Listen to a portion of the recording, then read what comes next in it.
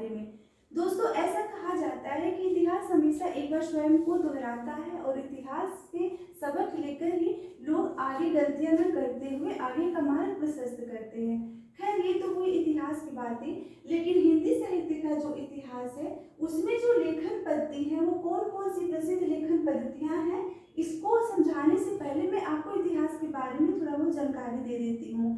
काल क्रमानुसार तथ्यों और विश्लेषण द्वारा जिनका वर्णन किया जाए उसे ही हम क्या कहते हैं, इतिहास कहते हैं। यानी कि काल क्रमानुसार जिन तथ्यों का वर्णन विश्लेषण किया जाता है उसे ही इतिहास कहा जाता है। और जहाँ तक हिंदी साहित्य के इतिहास के बारे में बात है, वहाँ यह 19वीं शताब्दी से ही इसका आरंभ हुआ था। अब हिंदी साहित्य में जो इतिहास लेखन की पद्धतियाँ हैं वो 4 प्रकार की पद्धतियाँ मुख्यतः मानी गई, यानी कि लिखी गई, जो हिंदी साहित्य का इतिहास था।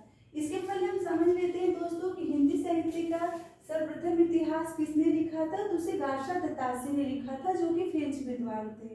तो हिंदी साहित्य के इतिहास का आरंभ एक हिंदी कवि द्वारा ना होकर या लेखक द्वारा आरंभ ना होकर एक फ्रेंच लेखक द्वारा ये आरंभ हुआ। यानी कि हिंदी साहित्य का पहला इतिहास गार्शा दत्तासी ने लिखा, जो कि फ्रेंच विद्वान थे।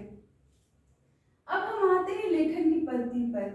तो जो पहला लेखन था वो वर्णानुक्रम पद्धति पर आधारित था, यानी कि जो इसमें लेखक और कवि थे तो उनके नाम का जो वर्ण था, यानी कि जो क्रम था, तो एक मिलता जुलता जो रहता था उसको लेकर आधार बनाकर इन्होंने इतिहास लिखा। जो इतिहासकार थे वो गार्शा दत्तासी में आते हैं और शिवसी सिंगर थे। इन्होंने क्या किया था कि जो लेखक और कवि थे उनका विवरण उनके जो नाम के पहले वर्ण जो थे उनको देखकर किया था।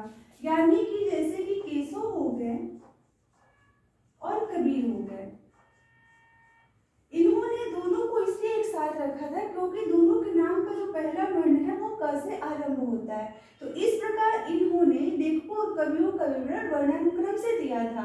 लेकिन इसमें इन्होंने यह नहीं देखा था कि जो केशव है ये रीति काल के कवि हैं, जो कबीर है वह भक्ति काल के कवि है।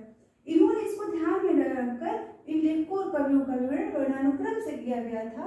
तो इसलिए वह सर्वाधिक मान्य नहीं है, यानी कि इतिहास तो इन्होंने जरूर लिखा, लेकिन यह जो इतिहास है यह तर्कपूर्ण नहीं है। अब हम आते हैं दूसरे पद्धति पर। अब यह है कालानुक्रमिक पद्धति, यानी कि जो यहाँ के इतिहासकार थे, यानी जिसमें आते हैं जॉर्ज ग्रियर्सन और मिश्र बंधु, इन्होंने लेखकों और कवियों को जन्म को आधार बनाकर, जन्म तिथि को आधार बनाकर उनका वर्णन किया था, उनका संकलन किया था।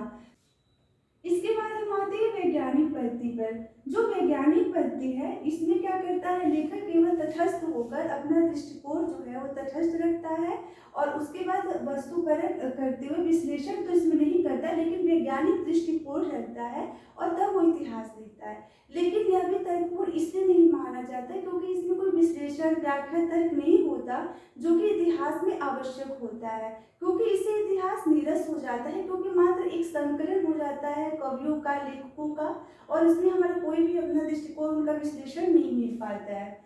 जो विधेयवादी पद्धति है वो सर्वाधिक सफल मानी गई है, जिसके जन्मदाता वेद हैं, क्योंकि इसमें वातावरण का ध्यान रखा गया है, विश्लेषण, तथ्यों का, वैज्ञानिक तथ्य सब कुछ ध्यान दिया जाता है, इसलिए सर्वाधिक पद्धति मानी जाती है। दोस्तों, हिंदी साहित्य के इतिहास की बात करें तो आचार्य रामचंद्र शुक्ल द्वारा लिखित हिंदी साहित्य का इतिहास सर्वाधिक बहुत ही मान्य और तर्कपूर्ण मानी गई और उसी को आधार बनाकर लेखकों ने आगे का अपना मार्ग प्रशस्त किया। तो आज आपने समझ लिया कि हिंदी साहित्य के इतिहास की लेखन पद्धति कौन कौन सी है।